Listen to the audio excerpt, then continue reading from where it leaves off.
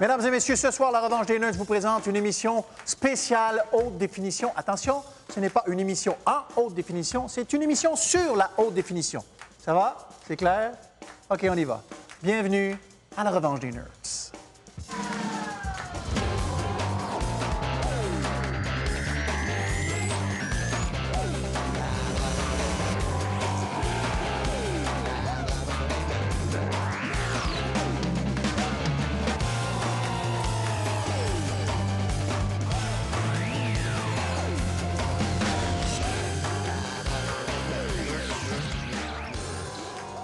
La haute définition, c'est flou, hein? Eh bien, ce soir, on va tenter de dissiper ce flou-là. Bon, c'est vrai que c'est flou parce que c'est complexe, mais c'est de plus en plus disponible. À preuve, dès la fin du mois, les chaînes Astral vont diffuser en HD. Non, vous ne pourrez pas voir La Revanche des Nerds en HD parce qu'on n'enregistre pas en HD, mais quand même, plus de 30 de la programmation des 7 chaînes Astral seront diffusées en HD. Au menu ce soir, on va essayer de vous faire le saut vers le HD. Donc, comment choisir son téléviseur HD?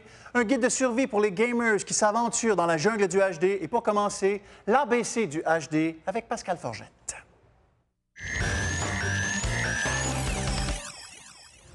Bonsoir Pascal. Bonsoir François-Étienne. Alors, l'idée du HD est pas jeune, hein? On parle de 1936 où on a commencé à parler. C'est pas 1936, vrai. On parlait de haute définition, mesdames et Déjà. messieurs, et on parlait de 425 lignes de résolution verticale. Ouah! C'est plus que ça la télévision aujourd'hui. Le standard qui a été adopté par la suite, ce qu'on considère comme la télé régulière aujourd'hui, c'est 520 lignes de balayage vertical.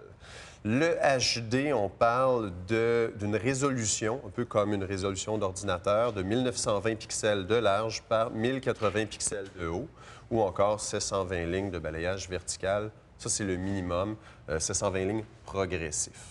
Dans un format qui est 16:9. 16:9. Donc, la résolution, c'est plus large que haut. La télé est plutôt carrée, 4:3. Donc, ça permet d'apprécier quelque chose qui ressemble plus au cinéma.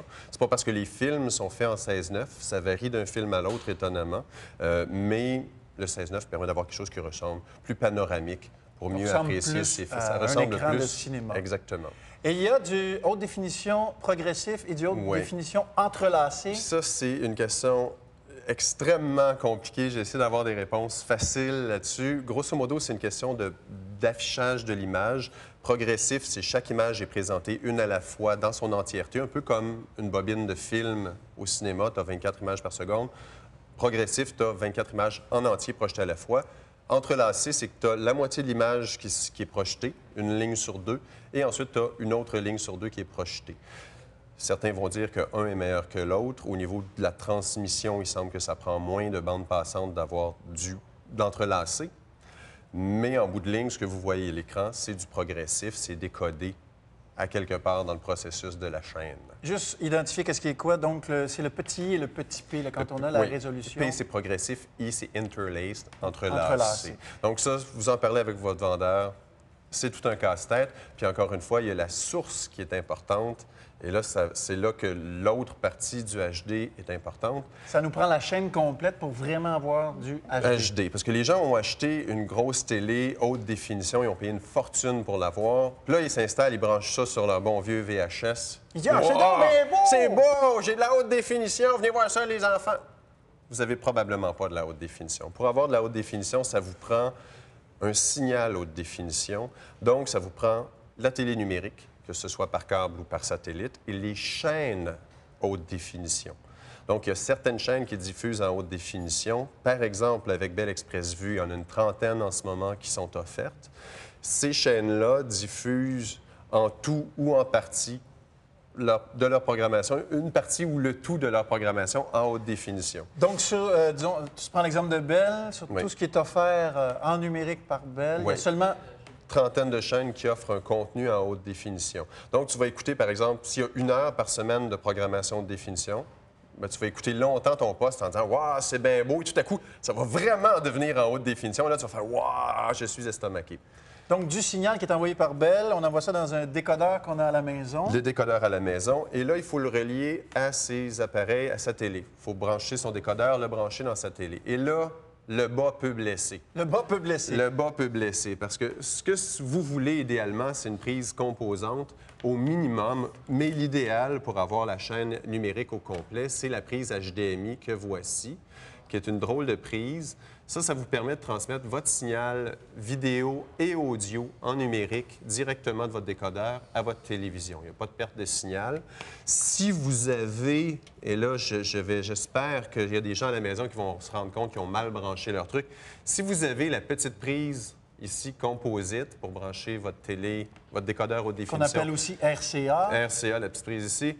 Vous jetez ça à la poubelle. Vous avez la pire prise pour transmettre du signal. C'était vrai pour la télé régulière. C'est encore pire pour la télé numérique. Procurez-vous soit la prise composante, les 3 prises, ou encore, mieux, la prise HDMI, ou encore une prise DVI dans certains cas qui va vous permettre d'avoir le signal numérique. La prise DVI, c'est sans le son. Parlons du son, justement. Le son. C'est pas comme tel. Je pensais que c'était pris dedans d'avoir des standards de son. C'est pas dedans le standard de la haute définition. Il faut avoir de la haute définition en mono, si vous voulez. Mais évidemment, ils en ont profité pour faire des émissions en 5.1, surround en Dolby Digital. Donc, vous allez avoir une expérience sonore bien plus intéressante en écoutant des émissions HD dans la majorité des cas. Il faut simplement, évidemment, raccorder son décodeur ou avoir dans sa télévision des haut-parleurs qui permettent de recréer l'ambiophonie. Donc, 5 haut-parleurs, l'amplificateur de sous-grave. Là, vous allez avoir pour chacun des entrées un signal.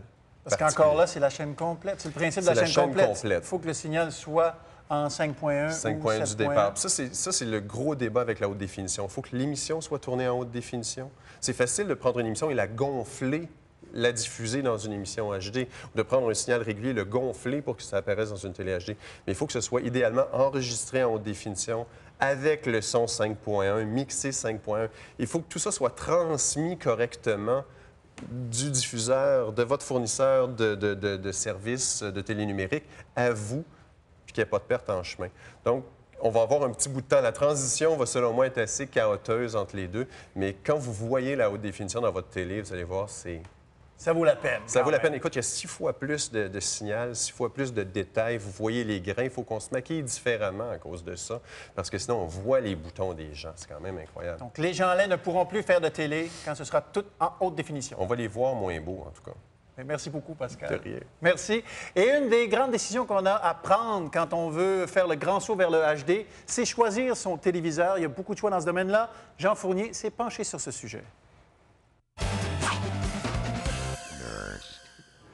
Jean Fournier, entrons dans le vif du sujet. C'est vrai qu'il y a un choix immense en ce qui concerne les téléviseurs HD. Oui, et puis il y a plein de choses à savoir. Il y a plein d'acronymes qu'il faut apprivoiser. ACL, DLP, HDMI, RCA, TPS, TVQ, NTIS, ONF et tout ça. Et j'ai donc préparé un guide d'achat général sur comment choisir son écran.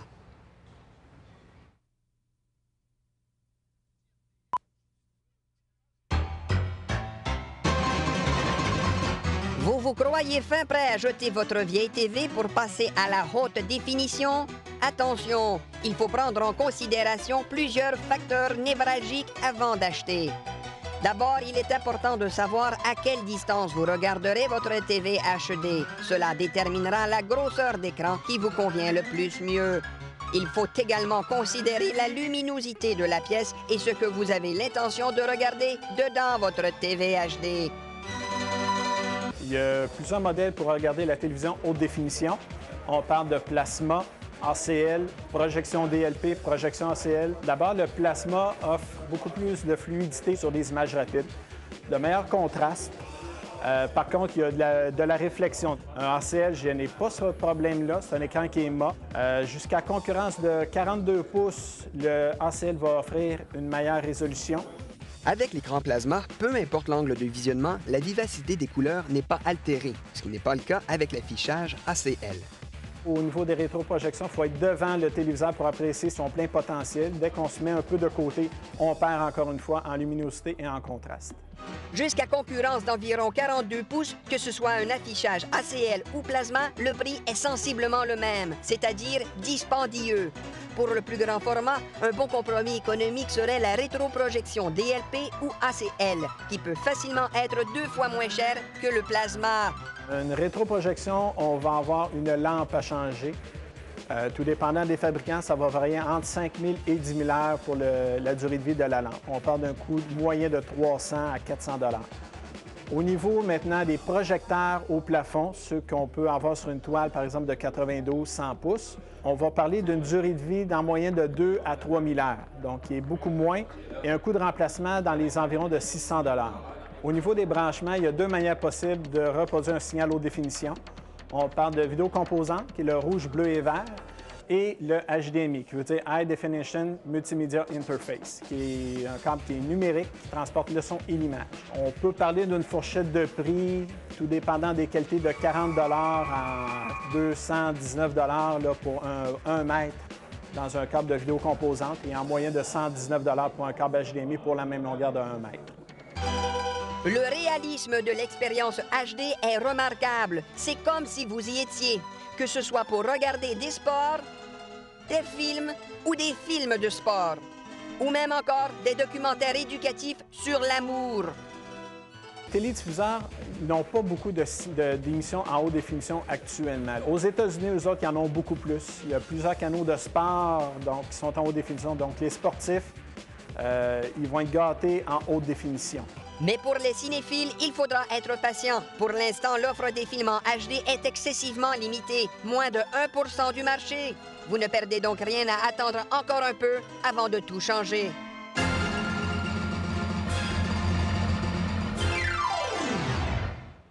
En conclusion, Jean, Oui. est-ce que je devrais m'acheter maintenant une télévision en haute définition? Ben, disons que si ta vieille TV cligne des yeux plus souvent que toi, ou si tu baisses complètement le volume puis elle fait encore trop de bruit, ça peut valoir la peine d'acheter une TV haute définition. Parce que contrairement aussi aux autres révolutions de la TV, la couleur, le son stéréo et tout ça, c'est pas rétro-compatible avec la technologie qui s'en vient. Donc, si ma télé est scrap, oui. Oui. Et si ma télé n'est pas scrap, Ça presse pas. Pas obligé de faire ça tout de suite parce que de toute façon, ça ne sera pas avant la fin de 2007 que le CRTC va exiger des télédiffuseurs qu'ils télédiffusent au moins 2 tiers de leur programmation en haute définition. Donc, ça s'en vient, mais c'est pas tout de suite. c'est quand même pas si loin. Non. OK. Bien, merci beaucoup, Jean Ben, ça Fournier. fait Merci plaisir, infiniment. Je vous rappelle qu'il vous reste quelques jours seulement pour participer à notre célèbre concours au Festival du Nouveau Cinéma. Le concours se termine le 23 octobre. Donc, ça vous donne la chance de gagner un laissez-passer pour le festival et des billets pour différentes projections. Pour participer, c'est tout simple. Vous devez vous inscrire sur notre site à ztélé.com avec en main un indice. L'indice de cette semaine, les particules élémentaires. Il s'agit bien du célèbre roman de Michel Houellebecq, dont l'adaptation cinématographique sera présentée au cours du Festival du Nouveau Cinéma. On fait une pause. Au retour de la pause, la relation, pas toujours évidente, entre le HD et les jeux vidéo. Si vous avez un commentaire sur l'émission, vous pouvez joindre le service à l'auditoire de ZTélé par courrier, également par téléphone ou système ATS, et bien sûr, via le site ztélé.com. De retour à cette émission spéciale consacrée à la télévision haute définition, je vous cède la parole maintenant. Dans le cadre de notre question de la semaine, on vous demandait, êtes-vous excité par la télévision haute définition? Eh bien, c'est serré! Vous avez répondu oui à 53,8 % et non à 46,2 %. C'est exactement pour cette raison qu'on vous présente aujourd'hui une spéciale HD pour que vous puissiez mieux comprendre le HD et que vous soyez plus nombreux à vous exciter à son sujet. Maintenant, les jeux vidéo posent un défi de taille pour une personne qui veut s'équiper en haute définition. D'ailleurs, FDL a dû utiliser toute la puissance de son mental pour démêler tout ça.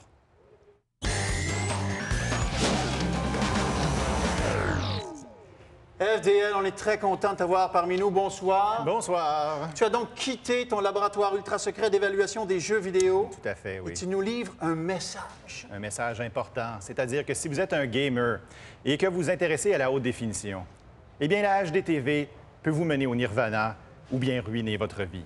Tout dépend de l'appareil de télévision que vous allez choisir et de la façon dont vous allez l'utiliser. Ben, à choisir, je prendrais le Nirvana. Là. C'est peut-être une meilleure idée, oui. Et donc, si je veux m'acheter un téléviseur spécialement pour jouer avec des consoles de dernière génération, quel téléviseur je devrais choisir? Bien, ça va dépendre de la console, justement. OK. Si je choisis la Nintendo Wii... Alors, si tu es un inconditionnel de Nintendo et que tu n'as pas particulièrement d'intérêt pour les films en haute définition, HD, DVD ou bien Blu-ray, dans ce cas-là, tu n'as pas vraiment besoin d'un téléviseur haute définition parce que la Wii va être capable d'émettre un signal maximal de 480p, c'est-à-dire la même chose qu'un lecteur de DVD courant. Donc, un appareil de télévision TVDE, télévision à définition étendue, qui coûte environ 30 ou 40 moins cher qu'un TV HD, va faire parfaitement ton bonheur. Et si je suis un inconditionnel de la Xbox 360? Alors, les jeux de la Xbox 360 sont rendus en 720p, donc une résolution de haute définition minimale. Donc, tous les téléviseurs haute définition courants vont faire l'affaire. Et pour ce qui est de la PlayStation 3 maintenant? Pour la PS3, c'est un petit peu plus compliqué. En théorie, la PS3 devrait être capable d'émettre un signal 1080p, donc de télévision haute définition maximale. Cependant, les jeux qui sont en développement en ce moment et qui vont être lancés dans la première année de la PS3 sont à peu près tous en 720p parce que les développeurs n'ont pas encore appris à tirer assez de jus de la machine pour produire des jeux 1080p. Donc, c'est une question à se poser. Est-ce que ça vaut la peine d'investir dès maintenant dans un téléviseur 1080p? Peut-être, surtout si vous êtes amateur de films en haute définition et si vous allez être assis très près de votre écran, quelque chose comme 5 ou 6 pieds d'un écran de 40 pouces ou plus.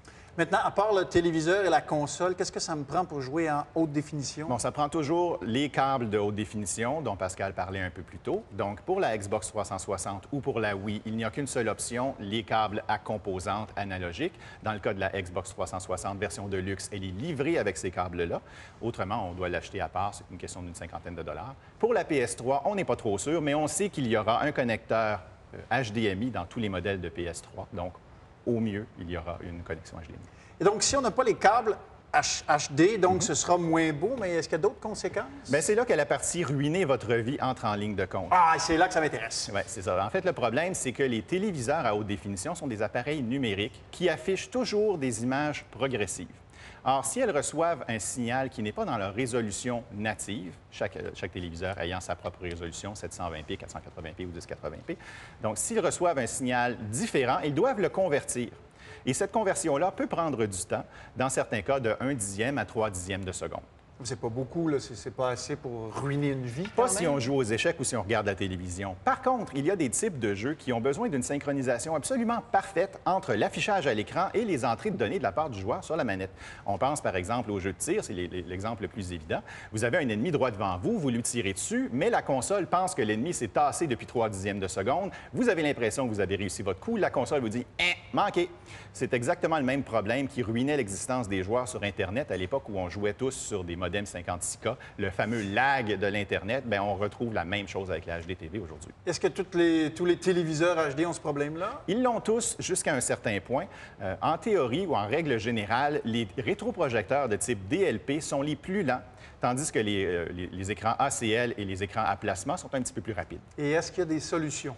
La solution parfaite, c'est toujours d'offrir à votre téléviseur un signal dans sa résolution native. Parce qu'en théorie, à ce moment-là, le téléviseur n'a aucune modification à appliquer au signal, peut afficher l'image telle qu'elle instantanément. Par exemple, si vous avez une Xbox 360 avec des jeux en 720p, vous achetez un téléviseur 720p, vous réglez la console pour qu'elle émette un signal 720p et votre affaire devrait être ketchup. Et si c'est pas possible de faire ça? Si c'est pas possible de faire ça, bien, il y a quelques solutions partielles qui peuvent aider à régler le problème. D'abord, il semble qu'en règle générale, les téléviseurs haute définition soient assez efficaces pour transformer n'importe quel signal progressif en un signal de leur résolution native. Donc, en autant que vous ayez des câbles à composantes ou un câble HDMI et que vous émettez un signal progressif, ça devrait marcher. C'est une solution qui fonctionne parfaitement pour toutes les consoles de nouvelle génération, ainsi que pour la grande majorité des jeux GameCube et Xbox originale et quelques jeux de la PS2. Donc, la liste complète de ces jeux-là qui supportent un rendu progressif est disponible sur le site hdtvarcade.com. Allez la consulter, ça pourrait vous régler une partie du problème. Tu voulais aussi nous parler d'une télé. Attends un petit peu, je me suis pris des télévisions avec un mode d'affichage spécial. Voilà, oui. Pour les jeux qui ne supportent pas un rendu progressif, par exemple, tous les jeux qui datent d'avant la PS2, ainsi que la majorité des jeux PS2, incluant Guitar Hero. On a besoin d'un mode d'affichage spécial pour accélérer l'affichage de l'image de jeux vidéo pour éviter la désynchronisation dont on parlait tantôt. Les téléviseurs de Samsung, de Sony et quelques modèles de Toshiba offrent cette option-là qui va désactiver une partie de la circuiterie interne du téléviseur pour lui dire on se fout de la qualité de l'image, envoie-la à l'écran le plus vite possible, c'est pour un jeu. Donc ça pourrait régler une partie du problème. L'autre solution, c'est toujours de trouver un écran qui est naturellement très vite. Il y a des gamers sur le net qui ont fait des tests là-dessus et les écrans LG ont tendance à être plus rapides que les autres. Très bien. Tu as un dernier conseil en terminant? Bien, avant d'investir 2 à 5 000 ou peut-être même plus dans un téléviseur à haute définition pour jouer, je vous conseille de prendre votre console, de prendre votre jeu qui est le plus sensible à ce genre de problème de synchronisation, apportez-les au magasin, branchez-le dans l'appareil en démonstration de votre choix et faites le test. La plupart des vendeurs vont se faire un plaisir de vous aider. Après tout, une commission sur une vente de 4 ou 5 000 ça vaut bien 5 minutes de travail. Et si jamais vous avez un vendeur malcommode qui ne veut pas vous aider, bien, changez de magasin. Bien, merci beaucoup, VL. Merci. Merci beaucoup. Travaillez très fort pour démêler tout ça. Et ça me semble plus clair. Je vous rappelle que c'est demain à 21h que Z-Télé présente une spéciale 3D de la série Medium. Pour apprécier les séquences en 3 dimensions, vous devez vous procurer ces lunettes spéciales qui sont disponibles gratuitement dans les dépanneurs Couche-Tard, donc à 21h demain. J'espère que vous comprenez mieux la télévision HD, qu'on a dissipé le flou, parce que ça s'en vient, comme le dirait un coach du Canadien. Eh bien, le momentum est là, ça s'en vient. Soyez avec nous demain. Demain, on poursuit sur la vague HD. Pascal nous dit comment mieux apprécier les films en HD. Des jeans pour iPod sont soumis à notre banc du peuple avec Mathieu Gratton. Et je parle de la programmation du Festival du Nouveau Cinéma de Montréal avec 2 de ses coordonnateurs. Tout un volet nouveaux médias là-dedans. Alors, on se voit demain, 19h. Merci.